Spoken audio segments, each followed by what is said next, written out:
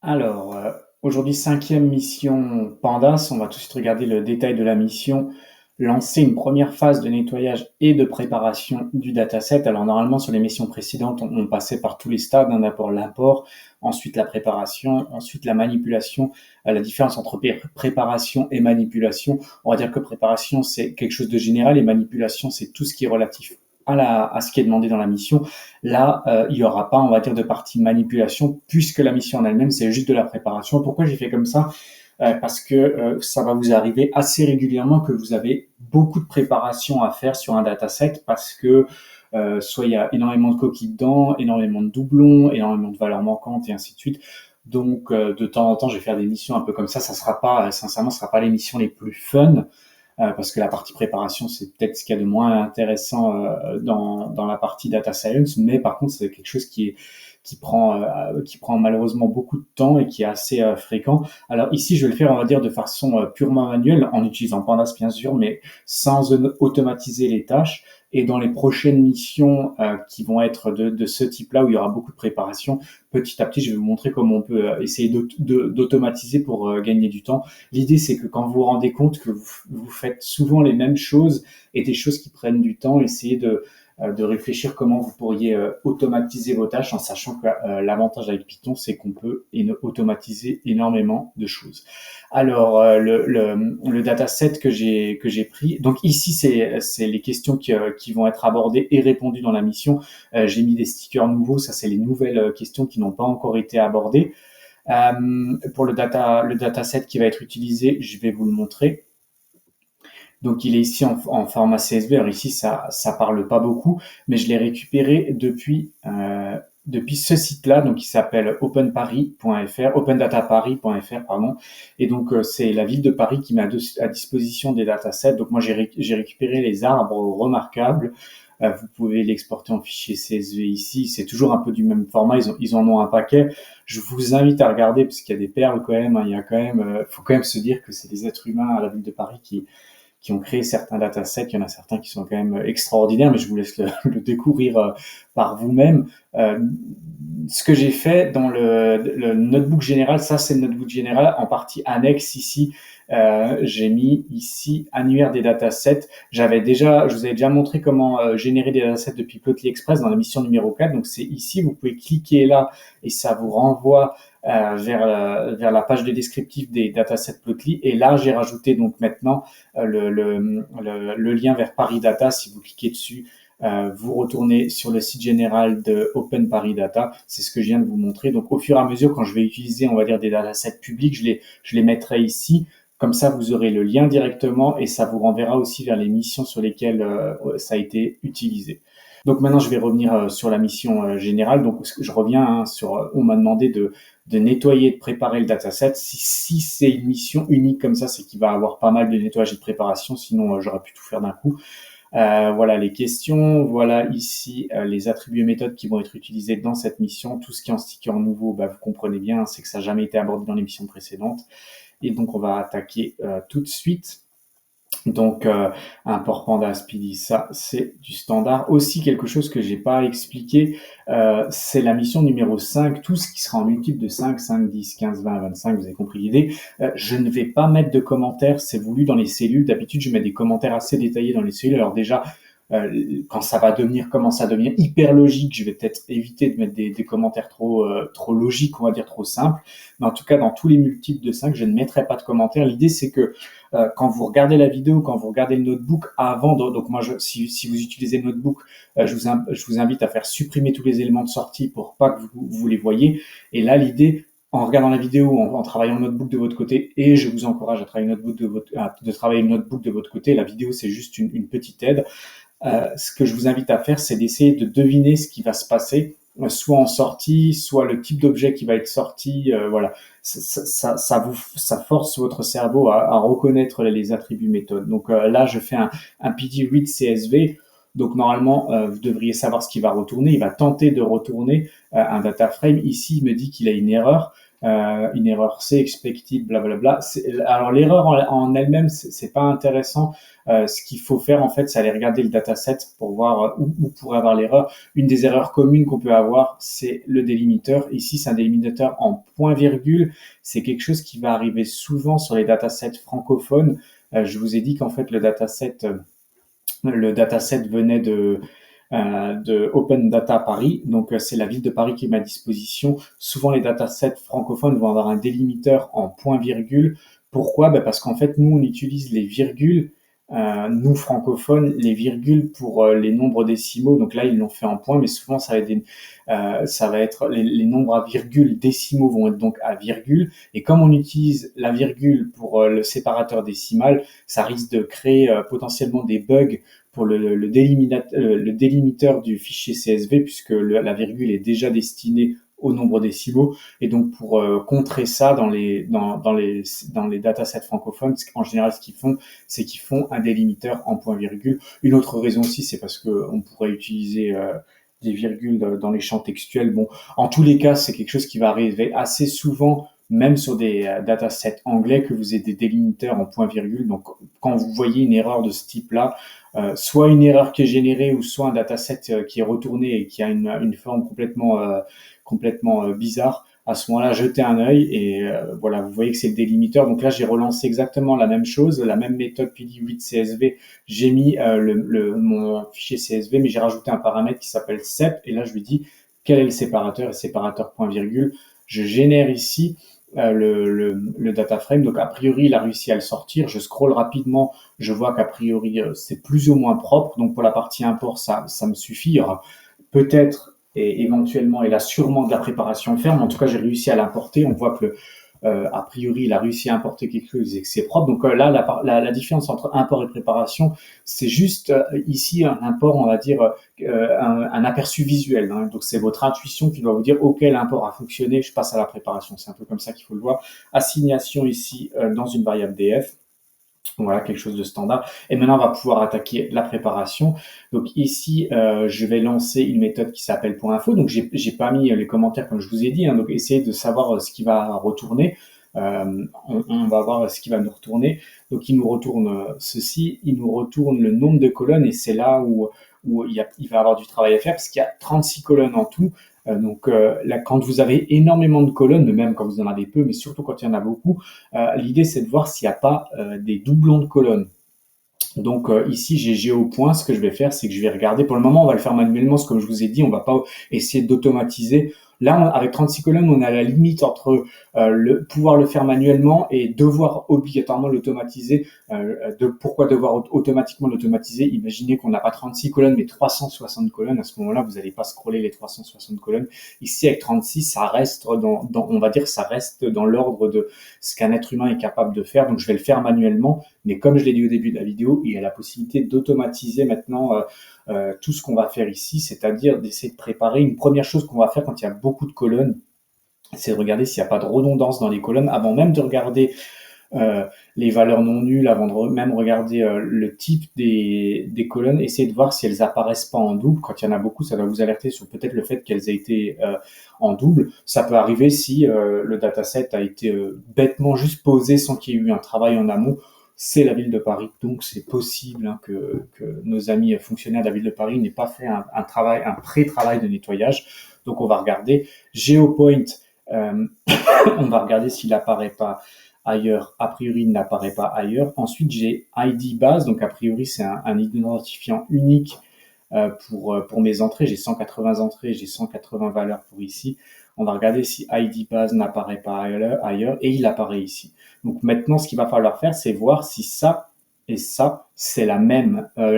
C'est pas parce que l'entête de colonne a a priori le même nom que ça sera les mêmes valeurs. Donc vous serez obligé d'aller le vérifier. Donc une manière de le vérifier, je vous l'ai mis ici, je vous en montrerai d'autres, c'est de lancer un query.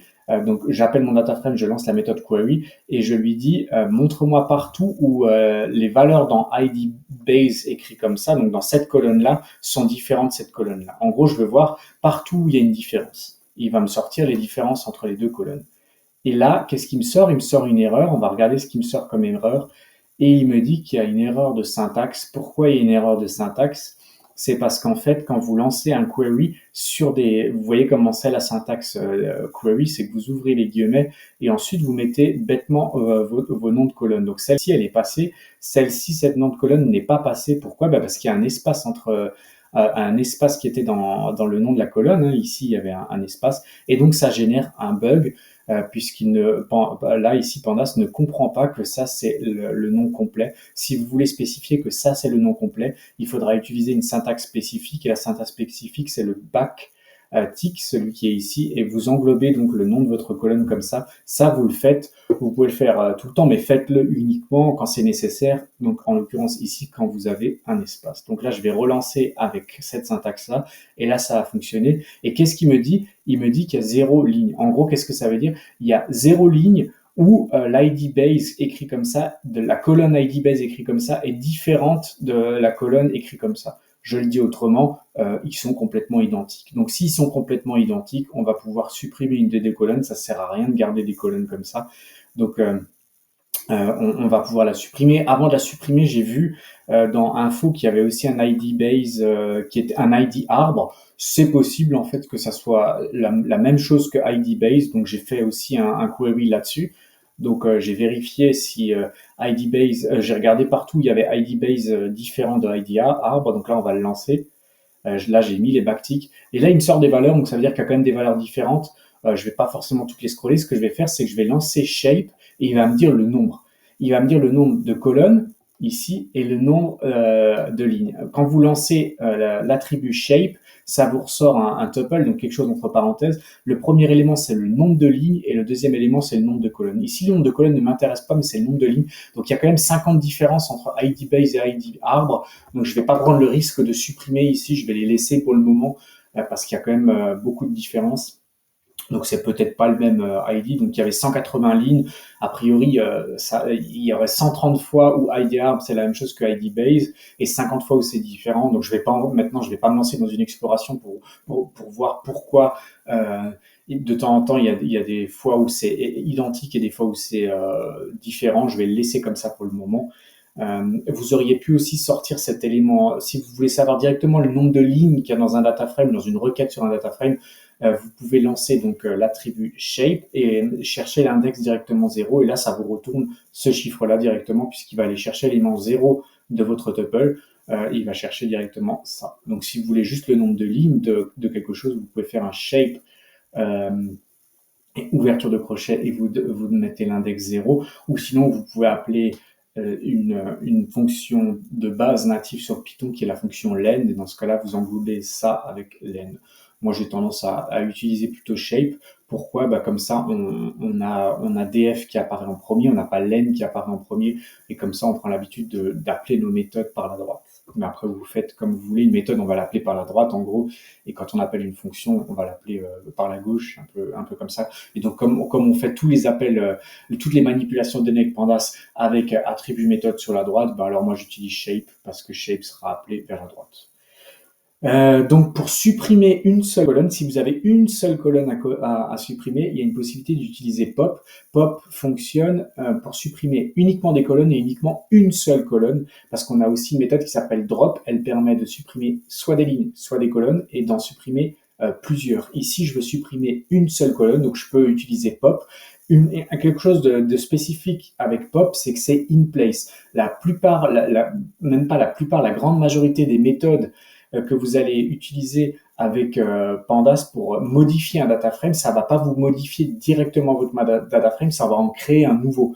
Ici, quand vous faites un point pop, ça va directement modifier votre data frame. Donc, ça va être in place. Je reviendrai sur la notion de in place dans d'autres missions. Mais ce que vous devez juste retenir, c'est qu'avec pop, vous allez supprimer directement votre la colonne de votre data frame. Donc, il va avoir une suppression, il va avoir une modification de votre data frame sans que vous ayez besoin de faire une assignation. Donc, au moment où je fais ça, la colonne vient d'être supprimée. Il me retourne les valeurs de la colonne en question, mais maintenant ma colonne est supprimée. Si je relance maintenant mon df.info, cette colonne donc IDBase est toujours là. Moi, je lui ai dit de supprimer IDBase l'autre, et vous voyez qu'elle n'apparaît plus. J'avais 36 colonnes au départ, j'en ai plus que 35. Donc quand vous faites un pop, ça le supprime directement. Donc maintenant, on va continuer. Donc IDBase, c'est réglé. Maintenant, moi, j'ai celle-ci. Je vois qu'elle apparaît aussi ici. Donc je vais refaire exactement la même chose. Donc il y a beaucoup de redondance dans cette mission, mais c'est fait exprès. Hein. C'est comme je vous l'ai dit, comme je l'ai introduit au début de la vidéo. Pour le moment, je vais faire manuellement et après, on va voir si on n'aurait pas eu la possibilité d'automatiser un peu cette tâche. Donc je vais refaire un query. Je vais regarder les différences entre cette colonne-là et cette colonne-là. Donc là, il me montre qu'il y a beaucoup d'éléments, donc je vais même pas aller chercher. Je vais faire un shake.0 pour voir le nombre de différences qu'il y a entre les deux. Il me dit qu'il y a 66 différences entre les deux. Et donc, ce que je vais faire, c'est que je vais isoler mes colonnes. C'est juste pour éviter d'avoir tout ça, parce que là, j'ai quand même 36 colonnes. Donc là, je refais le même query. Mais par contre, je lui dis que je veux afficher uniquement mes deux colonnes. Comme ça sera plus lisible, parce que sinon, je vais pas m'en sortir. Je vais devoir scroller de droite à gauche parce qu'elles sont pas collées. Mais là, en gros, j'ai collé les deux colonnes et je n'ai affiché que celle-ci. J'ai fait un head 60 pour afficher les 60 premières lignes. Parce que sinon, il va m'en mettre 20 et ensuite il va m'en mettre 20 et ensuite il va me tronquer, mettre les 20 dernières. Là, je veux au moins avoir les 60. Je peux pas aller plus loin que 60 sans changer les options de Pandas, mais là, ça me suffit. Et je vais regarder les différences qu'il y a là, il m'affiche les colonnes où il y a une différence entre les deux. Et donc, je vois que, par exemple, pour la colonne ici, c'est boîte Vincennes, ici, c'est jardin, ici, cimetière en majuscule, ainsi de suite. Je scroll. Et donc là, vous pouvez faire un choix, soit de garder les deux, soit d'en supprimer une des deux, soit de faire des modifications.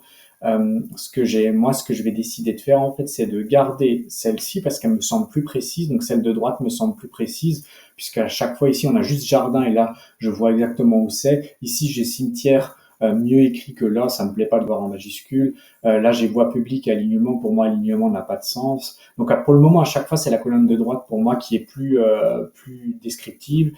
Là encore. Le seul problème que j'ai avec la colonne de droite, il est ici. C'est qu'ici, j'ai une valeur manquante. Not a number, ça veut dire valeur manquante. Et par contre, je l'ai ici. Donc en fait, la seule chose que j'aimerais faire, c'est garder cette colonne-là, mais avant de supprimer celle-ci, c'est de prendre cette valeur-là et de la mettre ici. Voilà. Donc je vous montre comment on fait. Et ben je lui dis va au log 135 puisque c'est au label de l'index 135. Donc je lui fais une sélection. Je lui dis tu vas à la ligne 135, tu vas dans ma colonne ici, celle où il y a pour le moment not a number, et tu m'as fait une assignation. En l'occurrence, tu me remplaces not a number par quoi? Et ben par la valeur qu'il y a ici. Et pour lui dire la valeur qu'il y a ici, je lui dis, tu fais un log, tu vas à 135 et tu vas dans la colonne dominalité. Donc, j'ai fait ça. Là, c'est une assignation qui est faite. Vous pouvez voir maintenant à quoi ça ressemble. Maintenant, il m'a bien mis la valeur DJS ici. Je ne sais pas à quoi ça correspond, mais au moins, je n'ai pas perdu l'information. Et maintenant, je peux faire un pop de cette colonne. Donc, je vais supprimer cette colonne. Pourquoi je fais ça? C'est pour éviter d'avoir des redondances des colonnes. Hein. On m'a demandé de préparer le dataset. Donc, a priori, l'organisme, la personne qui m'a demandé la mission s'est rendu compte qu'il y avait un peu de redondance d'informations dans le dataset. Là, je relance c'est pas obligatoire de faire ça, mais je relance un df info. J'ai plus que 34 colonnes puisque j'en ai supprimé 2 depuis. Je vais continuer. J'ai arrondissement ici, Donc, a priori, redondance, je relance. Maintenant, je vais aller un peu plus vite, parce que vous avez compris l'idée. Je vois qu'il y a beaucoup d'informations, donc je vais voir combien de lignes ne sont pas en commune. Il y en a 180 qui sont pas en commune. Donc, je vais voir pourquoi il y a tellement de différences. Et ben voilà pourquoi dans la colonne arrondissement comme ça, j'ai Paris, 7e arrondissement, blablabla. Et dans arrondissement comme ça, j'ai le numéro des arrondissements. Moi, c'est plus parlant comme ça ici. Et c'est plus régulier. Donc, ce que je vais faire, je vais garder cette colonne et je vais supprimer celle-ci. Et ben, je vais juste faire un pop de celle-ci. Voilà. Supprimer. Maintenant, je vais relancer un df info. J'ai plus que 33 colonnes, je continue, j'ai complément d'adresse ici, je refais exactement la même chose. Voilà, a priori, j'ai des choses qui sont pas comme nous, que je vais lancer le nombre de différences, 49, je vais regarder, et là je vais avoir une erreur, et ben on va voir ce qui s'est passé. Qu'est-ce qui s'est passé comme erreur? Il me dit qu'il y a une erreur de syntaxe, et c'est ici, là, par exemple. Pourquoi? Eh bien, parce qu'en fait, j'ai mis le nom de ma colonne ici avec un guillemet simple. J'ai mis ici le nom de ma colonne en guillemet simple. J'ai le droit. Mais par contre, ce qui se passe, c'est qu'il y a un guillemet simple à l'intérieur et donc il ne comprend pas. Donc, il y avait plusieurs manières de faire. Et ce que j'ai fait, c'est que j'ai utilisé ici le guillemet double. Donc, c'est quelque chose qui va vous arriver assez régulièrement. Si c'est le cas, vous remplacez le guillemet, tout simplement. Donc là, je vais relancer ça, ça va fonctionner. Et donc, qu'est-ce qu'il me dit? On va voir. Et ben en fait, pour complément d'adresse et complément d'adresse, la plupart des champs sont renseignés not a number, ça veut dire qu'il ne va pas en avoir beaucoup. Donc on va revenir sur DF info, je vais remonter. Donc il y a beaucoup de scroll à faire, c'est chiant pour vous regarder, mais ça va être chiant aussi à vous pour le préparer. Donc c'est pour ça que je vous ai dit, c'est des missions qui vont être rares, mais je vais quand même le faire pour vous montrer le temps que ça peut prendre. Donc on était sur complément d'adresse, 134 valeurs non nulles, et pour complément d'adresse ici, 135, donc il y a quand même pas mal de valeurs manquantes. Donc je suis ici, donc not a number, bla bla bla. Ici j'en avais une qui était renseignée côté droite. Ici j'en avais une qui était renseignée côté gauche. Ici j'en avais une qui était renseignée côté gauche. Ici côté droite. Je vais garder celle de côté droite et je vais prendre cette valeur-là, je vais la mettre ici. Cette valeur-là, je vais la mettre ici puisqu'elle a l'air plus descriptive et je vais supprimer celle-ci. Voilà, j'aurais pu faire l'inverse, mais je vais faire ça. Et donc, je fais ça, je fais un log, je vais dire, tu vas à l'endroit 76, hein, ici. Tu me prends ça, tu me le mets là. Et après, j'ai dit, tu vas à 96, tu me prends ça et tu me le mets là, c'est ce qu'il y a ici. Là, il le fait. Et ensuite, je pop cette colonne, donc je supprime cette colonne-là. Voilà, c'est fait. Il me retourne l'élément de la colonne parce qu'on est in place. Là, je fais de nouveau un info. J'ai plus que 32 colonnes. Je continue. Maintenant, j'ai adresse ici et on va arriver bientôt au bout, vous inquiétez pas. Et adresse. Ah non, j'avais numéro avant, pardon. Alors, numéro avant, j'ai 0 valeur non nulle. Autrement dit, j'ai 180 valeurs nulles. Donc, cette colonne est vide. Il n'y a que des not a number, donc aucun intérêt. Je vais la popper, donc je la supprime. Elle est supprimée. Je relance un info. Donc maintenant, je suis ici, adresse, là comme ça en minuscule, adresse ici avec une majuscule ici. Je vais regarder la différence entre les deux. Il y a un paquet de différences, je vais regarder combien il y a de différence entre les deux. 180, donc ils sont toutes différents. Pourquoi elles sont toutes différentes? J'isole mes colonnes. Et là, je vois, ici, la structure de l'adresse est comme ça, ici, elle est comme ça. Alors, le fait qu'elle soit en majuscule ou pas, ça ne me dérange pas. Là, je vois qu'il y a une valeur manquante, ici, non. Là, je vois qu'il y a une valeur manquante, ici, non. En fait, je vais garder cette colonne pour deux raisons. Une, parce que il y a pas de, a priori, il n'y a pas de valeur manquante, mais il n'y a pas de a priori à faire, hein, on va regarder dans info. Dans adresse ici, j'avais 180 valeurs non nulles, donc elles sont a priori toutes renseignées. Et pour adresse, j'ai des valeurs 139 non nulles, donc autrement dit, il y a des valeurs manquantes. Donc je vais plutôt garder adresse parce qu'il n'y a pas de, a priori, il n'y a pas d'adresse, il n'y a pas de valeur manquante dedans. Et en plus, les informations sont plus descriptives ici. Donc je vais popper adresse, donc je vais supprimer ici cette colonne là. Donc tout ce que je fais ici, c'est pour éviter d'avoir des colonnes en double. Vous comprenez un peu l'idée, ou de garder des colonnes inutiles.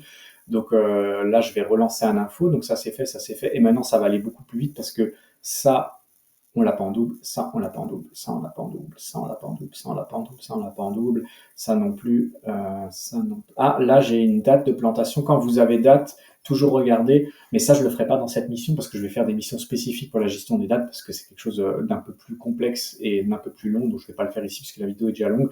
En tout cas, une chose qui doit vous alerter, c'est que date de plantation, ici, c'est un type objet. Normalement, on devrait, si c'est une date, il devrait être en format date. Je vous montrerai ce format. Il y a un format spécifique sous Pandas pour dire que c'est une date.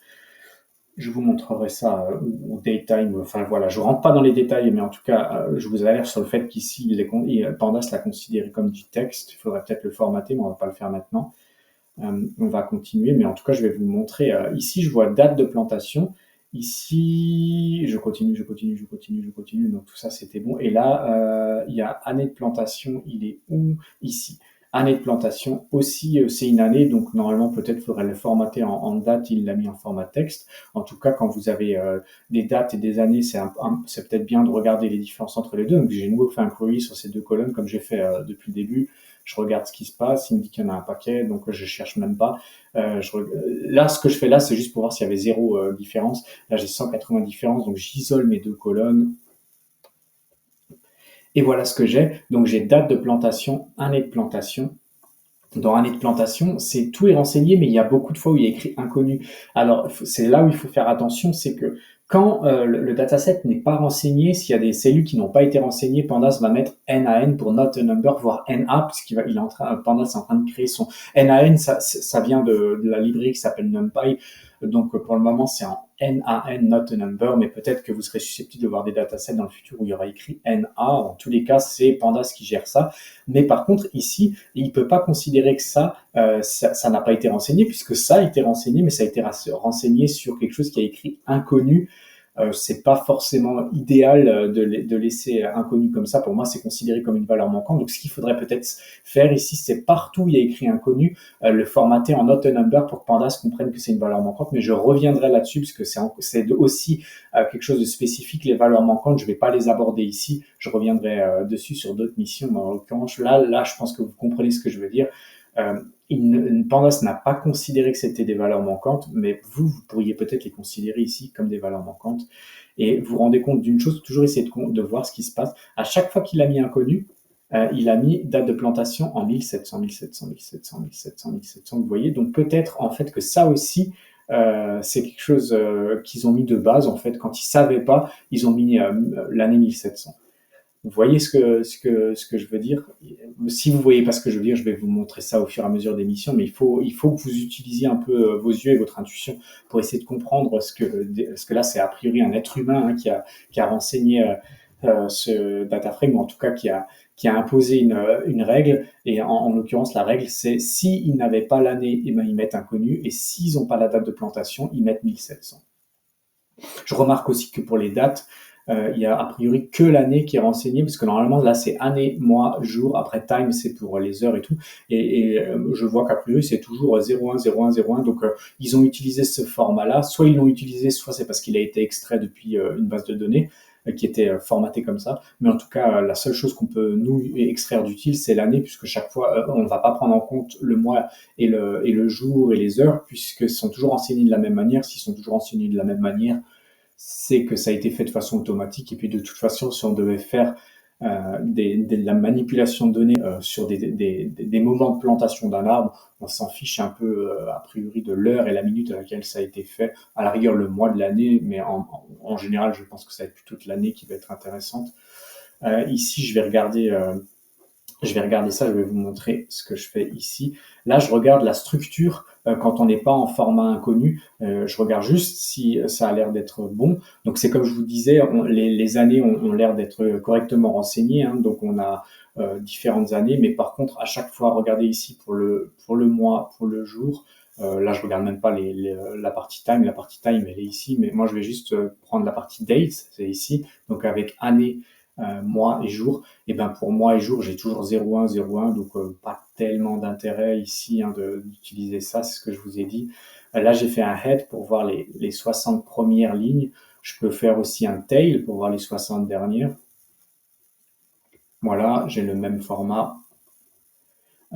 Ici, qu'est-ce que j'ai fait ici? Bon, on va le voir. Là, j'ai regardé quand j'étais en statut inconnu, et c'est ce que je vous ai dit, à chaque fois que j'avais le statut inconnu pour année de plantation, et ben la colonne date de plantation, comment elle était avec 1700. Donc ça, c'était pour les 60 premières lignes. Là, je vais regarder un tail pour regarder les dernières. À chaque fois, c'est comme ça. Donc c'est ce que je vous ai dit. A priori, à chaque fois qu'ils avaient un statut inconnu, ils ont de base mis l'année à 1700, donc on pourrait dégager tout ça.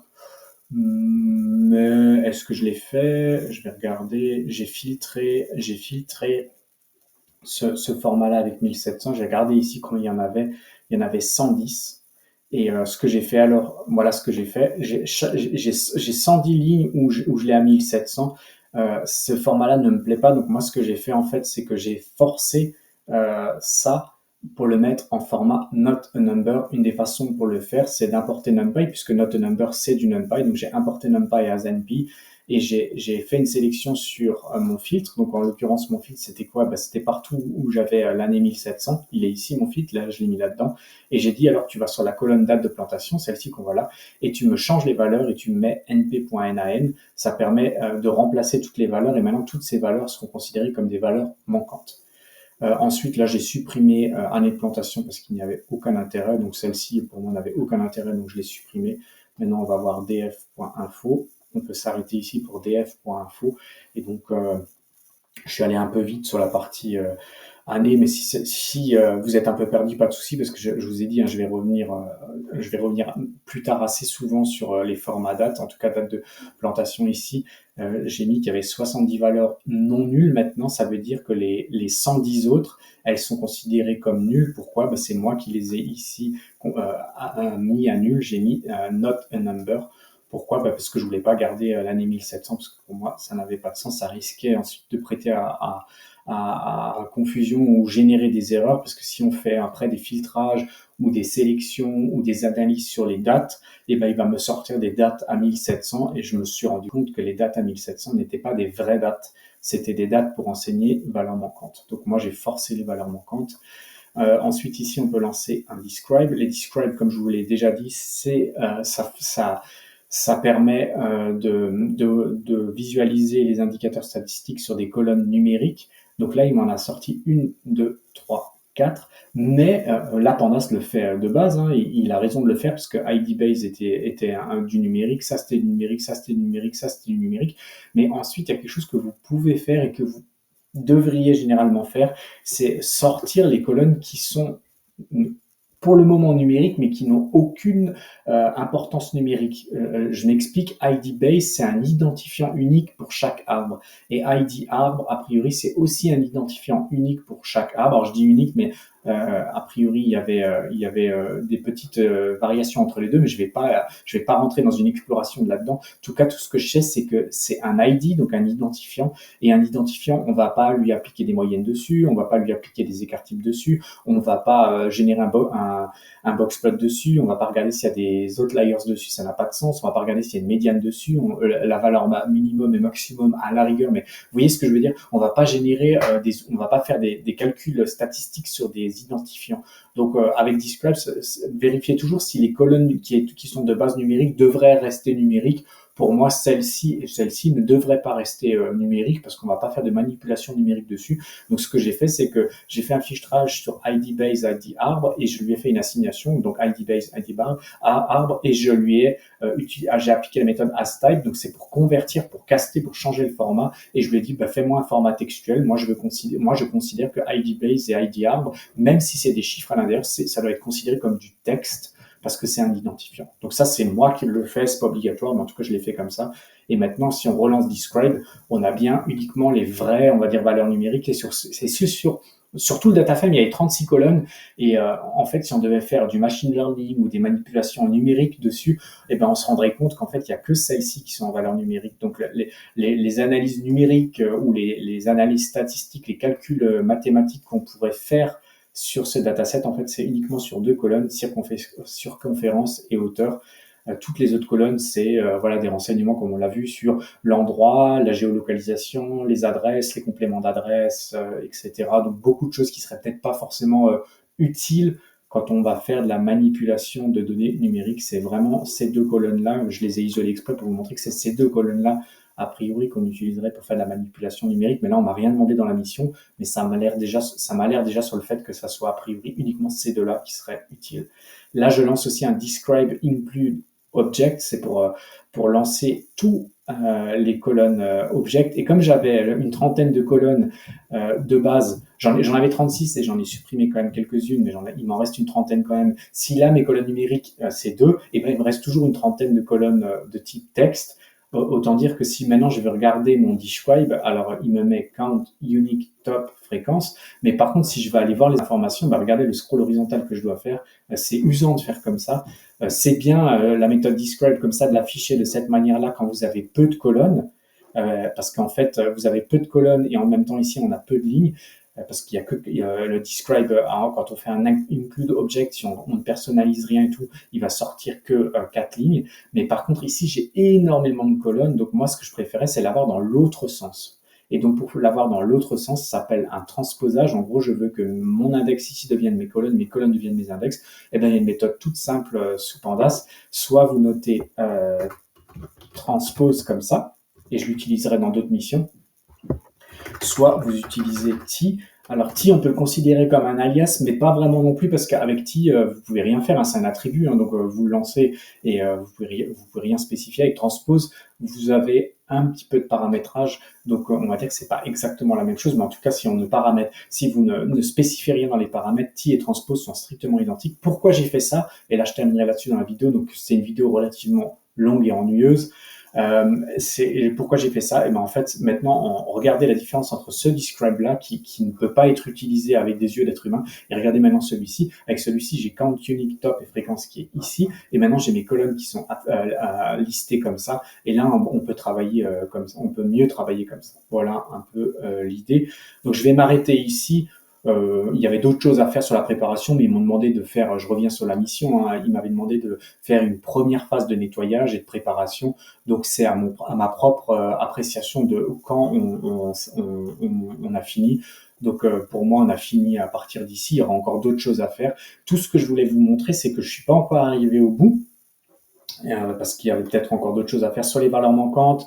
Ce qui me dérange, il y a des choses qui me dérangent, par exemple aussi sur le fait que je vous ai dit qu'il y avait des colonnes a priori qui étaient des colonnes relatives au temps et que j'ai pas casté. Il y avait le fait que ce qui me dérange aussi, c'est que les intitulés de colonnes, pour moi, de temps en temps, j'ai des majuscules et des espaces. Moi, j'aime pas avoir des espaces parce qu'on a vu que ça peut poser des problèmes avec query. On pouvait contourner ce problème avec la requête query en mettant des backticks, mais ça alourdit le code. Donc moi, je trouve que c'est mieux de pas avoir d'espace dans les colonnes.